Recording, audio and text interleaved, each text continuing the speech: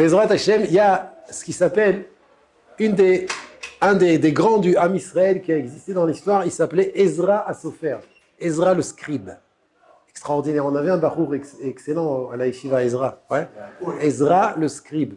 Ezra Assofer, ça remonte à des milliers d'années. Combien, Binyamin, tu peux me dire? C'est à peu près combien d'années Ezra Assofer? Je veux dire une bêtise, mais 2000. Oui, exactement. J'allais dire la même chose, donc c'est pas une bêtise. À peu près, un peu plus que 2000, je pense. Ouais. 2300, 2500 ans. Ouais.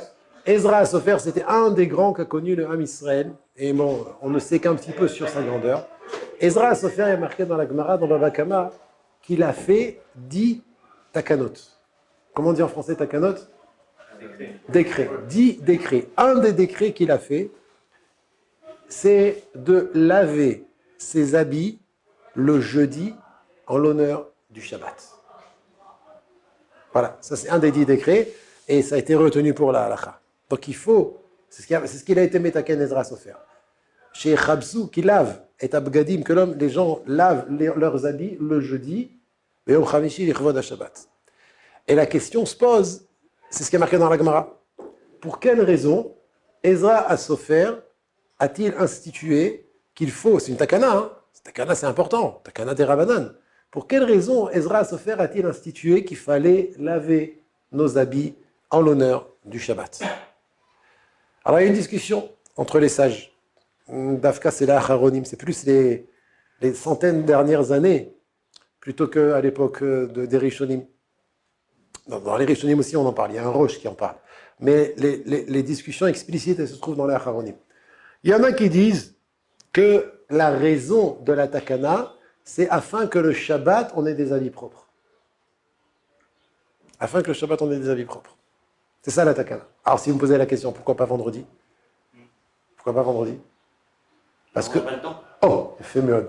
Parce que vendredi, on n'a pas le temps. Vendredi, on est occupé à préparer, comme j'ai déjà expliqué dans un des cours, on est occupé à préparer toutes les choses en l'honneur du Shabbat. On va voir là certaines choses, mais on a déjà rappelé. Laver la maison, se doucher, se couper les cheveux, se couper les ongles. Donc le vendredi, on est occupé à tout préparer en l'honneur du Shabbat. Donc si en plus on devait laver nos habits, alors on n'aurait pas eu le temps. Mais l'essentielle raison du décret de Ezra, c'était, et c'est ce qu'on retient à la halakha, pour avoir des habits propres en l'honneur du Shabbat.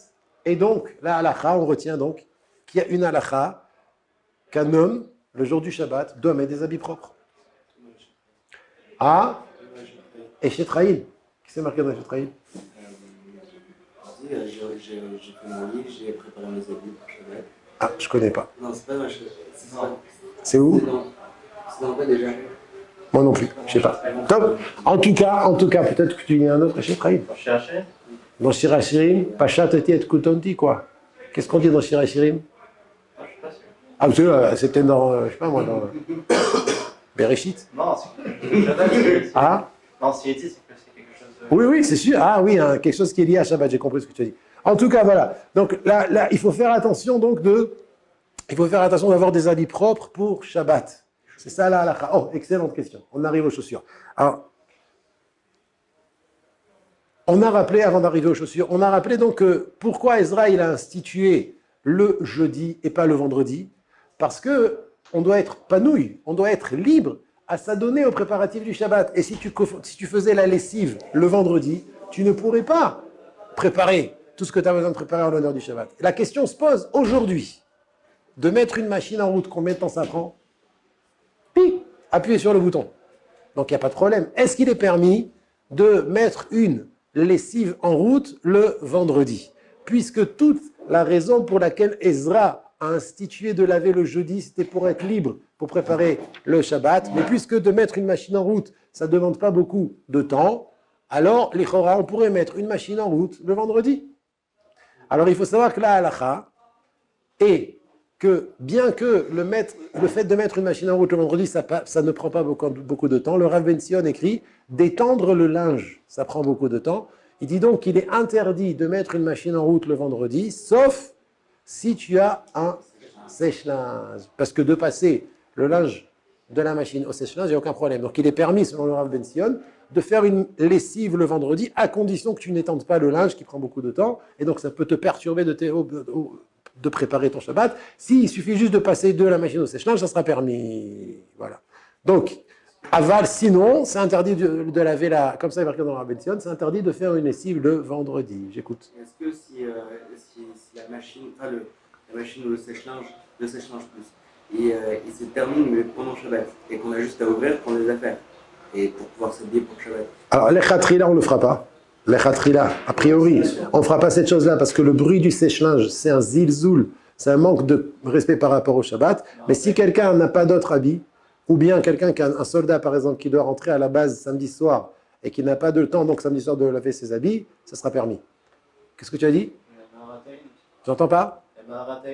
Maritaïn aussi, non, mais Mitzad Maritaïn, la machine, c'est pas grave si elle continue à tourner pendant Shabbat. C'est un problème de zilzoul, donc c'est pour ça qu'a priori, on le fera pas. A priori, on le fera pas. Très bien. Pardon?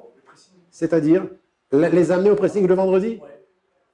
On a le droit de les amener en pensant qu'il va les laver avant Shabbat. Et tu vas les récupérer avant Shabbat? Et on va les récupérer après. Alors, ça dépend si c'est un juif ou si c'est un goy. Ah. Ça veut dire, si tu es sûr qu'il va laver, si c'est un goy qui va laver pendant, et tu sais qu'il va laver pertinemment pendant Shabbat, par exemple, tu les amènes 5 minutes avant Shabbat et tu lui dis, je les récupère Motzei Shabbat, c'est assaut. Oui. Parce que c'est comme ça que tu lui disais, lave-les-moi pendant Shabbat. Ouais, mais si tu lui donnes vendredi matin et tu vas les chercher lundi, c'est pas grave s'il est là pendant Shabbat, du moment où tu lui dis pas, lave-les-moi pendant Shabbat. Même un goy, Parce qu'il aurait pu le faire. Ça, c'est, je parle que d'un goy. Je parle que d'un goy. oui, on pourrait pas le faire pour Shabbat. J'ai pas le droit, Amiral Goy, ça saute pendant Shabbat. J'ai pas le droit de dire à un goy, même avant Shabbat, de lui dire fais-moi quelque chose qui est interdit à moi de faire pendant Shabbat. Ouais. Donc, j'ai pas le droit de. La même chose à une voiture au garage. J'ai pas le droit d'amener ma voiture vendredi à 4h30. Je sais qu'elle a besoin de 2 heures de réparation et Shabbat est à 5h. Je vais avoir dans un garage goy, j'amène une voiture à 4h30, je lui dis regarde, Shabbat c'est à 5h, je lui dis j'ai besoin de ma voiture samedi soir. Donc, c'est comme si je lui disais répare-la moi pendant Shabbat. Et de dire à un goy de faire pour moi un travail interdit pendant Shabbat, c'est assourd. Il y a plein d'halachot. Il y a plein d'halachot. Mon fils, il est au collège, il étudie Chot Shabbat, ça fait 6 mois qu'ils sont juste dans Amiral Goy. Amiral Goy, c'est justement qu'est-ce qu'on a le droit de dire à un goy concernant Shabbat. Bon, mais là, on s'éloigne un petit peu. Là, on arrive à Amiral Goy. Je voudrais revenir aux chaussures. Ouais. Ah, Yaron. Je veux dire qu'on aurait le droit de lui dire ça m'arrangerait de l'avoir samedi soir. Si tu lui donnes une minute avant Shabbat, tu peux pas. Si tu sais qu'il est obligé de travailler pendant Shabbat pour que tu l'aies samedi soir, c'est comme si que tu lui disais explicitement. Bah alors c'est quoi la différence entre le cas où par exemple la lumière elle est éteinte et on va dire ah ça m'arrangerait. Ça c'est déjà Amiral Goy. On en parlera Bezrat Hashem. C'est déjà Amiral Goy. BMED, c'est interdit. J'ai pas le droit moi de faire un remèze à un goy qui m'allume la lumière pendant Shabbat. Ça m'arrangerait. Ouais, il y a beaucoup de gens qui se trompent à ce sujet. Surtout selon le Shulchan Aruch. C'est assourd de demander à un goy qui me fasse même de manière sous-entendue un travail interdit Minatora pendant Shabbat. Allumer la lumière, on suppose que c'est Minatora. Alors, tu laisses dans le noir. Sauf, il y a des poskim qui permettent, si c'est pour le tzibour, si c'est à la synagogue, si c'est les tzorech mitzvah, c'est quand ils sont des rabbins. Mais là, on s'éloigne. Ken, on s'éloigne, rabbin. Je voudrais revenir. Alors, ça c'est permis. Je peux en profiter, sauf si elle a fait pour moi. Si elle a dit, oh monsieur, je vais vous faire pour vous, je vous invite. Alors, non, on ne s'éloigne pas, on revient au Kvod Shabbat. Donc, j'ai dit que la mitzvah, la takana d'Ezra était qu'on ait des habits propres le jour du Shabbat. Donc, premièrement, on apprend de là, Rabotai, très très important de mettre des habits propres le jour du Shabbat. D'accord? Vous n'allez pas remettre la même chemise, même si elle vous paraît propre. Celle que vous avez mise vendredi, vous n'allez pas la remettre Shabbat, si vous l'avez déjà mise vendredi. Alors, maintenant, il y a une autre halakha qui est, est-ce qu'on doit réserver des habits pour le Shabbat? C'est ça la question. Ça veut dire, il y a 2 choses ici. Les habits propres, c'est une chose. Mais si je prends des habits propres de semaine, je peux les remettre pendant Shabbat ou pas? La question, c'est est-ce qu'il faut réserver des habits propres, mais des habits réservés au Shabbat? Alors la réponse, elle est, les filles halakha, ce n'est que les habits dans lesquels on est honoré aux yeux des autres qu'il faut qu'ils soient réservés au Shabbat. C'est-à-dire le chapeau pour ceux qui mettent le chapeau et la veste du costume, c'est tout. Les autres habits, chemises, tricots, pantalons, sous-vêtements, chaussures, ce n'est pas la peine de réserver des habits. Tout ça, ce n'est pas la peine de les réserver pour Shabbat. Par contre, le Ben Ishraï écrit, c'est important, excellente question, par contre, c'est important de cirer les chaussures avant Shabbat. Les cirer avant Shabbat. Ce n'est pas la peine d'avoir des chaussures spéciales Shabbat, mais c'est important de cirer les chaussures. Bien évidemment, celui qui réserve tout, des habits spéciaux, une ceinture, une paire de chaussures pour Shabbat, tavo alav bracha, c'est sûr qu'il sera béni, c'est très bien. Mais selon la halakha, ce n'est pas obligé. selon la halakha, le chapeau et la veste. D'accord? C'est clair jusque-là? Talit gadol, c'est pas obligé. C'est bien d'avoir un talit gadol réservé pour Shabbat, mais c'est pas obligé, tu peux prendre le talit de la semaine. D'accord? Donc il y a deux halakhot ici. Il y a les habits propres, c'est une chose, c'est ta Kanat Ezra, et le fait de réserver des habits spéciaux Shabbat. Et réserver les habits spéciaux Shabbat, c'est que la veste du costume et le chapeau, pour ceux qui mettent le chapeau et la veste. Ceux qui ne mettent pas le chapeau, vous pouvez une casquette. Casquette en l'honneur du Shabbat. Ça va? Maintenant, même la veste qu'on a réservée pendant Shabbat, ce n'est pas la peine de la laver toutes les semaines. Parce qu'on sait très bien qu'une veste, elle peut rester propre pendant, si tu la mets surtout un jour sur 7, le Shabbat, elle peut rester propre pendant des mois. Oui? Mais par contre, une chemise, par exemple, celui qui est mahmir, alors, un problème. Celui qui est mahmir, il dit, moi je veux une chemise avec des boutons de manchette, la classe, en l'honneur du Shabbat. Maintenant, lui, il va se dire, jamais que le Shabbat, je ne vais pas la laver tous les Shabbats. Alors là, il tombe dans un autre problème. Parce qu'il faut qu'il soit propre. On a dit qu'il y avait deux halakhot. Donc, si tu as réservé une chemise pour le jour du Shabbat, tu peux la mettre plusieurs Shabbats. Mais je ne sais pas, une chemise, combien de temps, de jours elle peut rester propre sans être lavée, même si je la mets qu'un jour sur 7. Regarde le col. Regarde les manches. Sans là. Pas de trop près parce que ça risque d'être dangereux. C'est pas marrant? C'est pas marrant? Elle est pas bonne? Ah, c'est gentil de rigoler. Je sens les sourires. Elle est nulle. Hein. Non, vous pouvez ne pas rigoler. Hein. Donc, alors, ce que je dis, mais donc, si quelqu'un a une chemise réservée pour Shabbat, qu'il la lave, qu'il n'hésite pas de la laver. Je parlais de la veste, c'est pas la peine de la laver tout le temps. Okay? Voilà. Quelqu'un avait une question? Ouais. Aujourd'hui, il y a beaucoup de gens qui s'habillent autrement qu'en costume pour Shabbat. Et ça reste des habits qu'ils se sentent honoreux aux yeux. Ah, très bien. Magnifique. Tu fais bien. Excellente remarque. Heureusement que tu es là. Je parlais du costume, du chapeau et de la veste parce que je suis orthodoxe. Et je ne veux pas imposer quoi que ce soit à qui que ce soit. Mais il y en a qui sont cool, beaux gosses aussi, avec t-shirt et jogging même. Je sais pas. En tout cas, non, c'est pour répondre à la question de Gamliel, si quelqu'un n'a pas l'habitude de mettre la veste et le costume, mais il a des habits classe et qui se sent honoré aux yeux des gens, merci Gamliel, je sais pas, une belle chemise, un beau pantalon, c'est très bien. Il respecte aussi le Shabbat en ayant réservé des habits pour Shabbat, les habits qu'il faut si c'est le haut, et propre, mais surtout propre. Propre, c'est très important. Propre, c'est très important. Je t'ai répondu, Gamliel? Donc, c'est pas obligé, tu as raison, heureusement que tu es là. C'est pas obligé la veste et le chapeau. Ça dépend de la manière dont toi, tu te sens honoré aux yeux des gens. En général, pour ceux qui mettent une veste et un chapeau, alors une veste classe, tu te sens honoré aux yeux des gens. Par exemple, un orthodoxe qui marie son fils, il ne va pas mettre la veste de la semaine au mariage. Il va mettre une veste classe. Alors, le Shabbat, tu mets la même veste. Mais le chapeau, c'est quand même pour les personnes qui sont un peu avancées. Oui. C'est vrai, c'est pour ça que j'ai parlé pour les... C'est très important ce que tu dis, Nahon. C'est vrai que le chapeau, c'est encore plus pour des personnes qui sont avancées. Et alors que le costume, tu veux dire, c'est déjà une belle veste. Ça peut être même pour quelqu'un qui n'est pas encore érudit en Torah, qui n'a pas 10 ans de tchouva derrière lui. C'est vrai, tu as raison. Là, bien que, aujourd'hui en Israël, quand un enfant arrive à l'âge de la bar mitzvah, chapeau et veste. Et je peux te dire qu'il en connaît moins que toi. Tu pourrais lui donner des cours au gosse. Et pourtant, il met le chapeau. Donc demain, t'achètes un chapeau. Non, c'est une blague. Je t'écoute, David. Si on a une synagogue pour la semaine et une synagogue pour le Shabbat, Oui. on a deux talits. Oui. Donc on les laisse à la synagogue, celui de la semaine, celui du Shabbat. D'accord. Et il se peut qu'un jour on aille à la synagogue du Shabbat en semaine. Oui.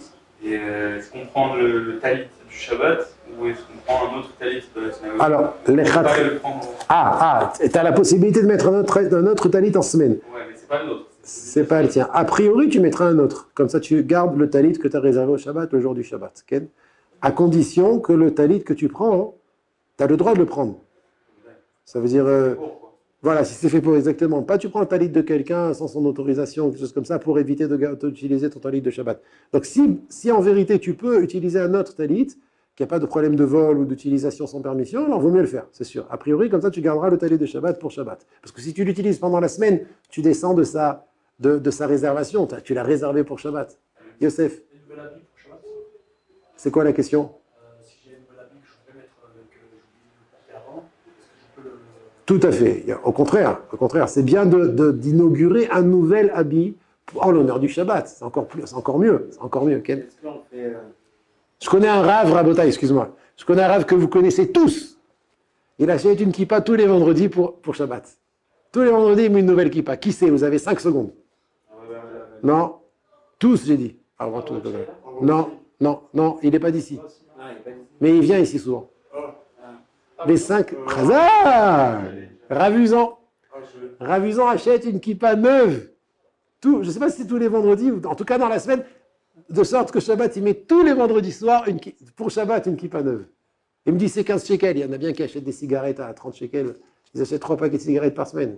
Une kippa, c'est 15 shekels. Oui. David. Est-ce que c'est vrai que c'est une petite question, c'est pas en rapport, mais est-ce que c'est vrai qu'il faut acheter une tenue pour sa femme à chaque fête? C'est vrai. C'est obligatoire. Ou C'est obligatoire d'acheter des cadeaux à sa femme à chaque fête, aux 3 fêtes. Si la femme. Alors, ce que j'ai fait exprès de dire cadeau. Ça veut dire, si elle dit à son mari, je préfère un bijou plutôt qu'une tenue, on peut lui acheter un bijou, on accomplit la mitzvah. Mais sinon, c'est obligé de faire un cadeau aux 3 fêtes. Ouais, c'est quoi le lien? Les habits, on parlait des habits. Alors, en tout cas, Rabotai, les Sikoum, rappelez-vous, c'est important d'avoir des habits propres le jour du Shabbat. Et, si c'est possible, les habits dans lesquels on s'honore aux yeux des autres qui soient réservés pour le Shabbat. Je vous souhaite un bon Shabbat.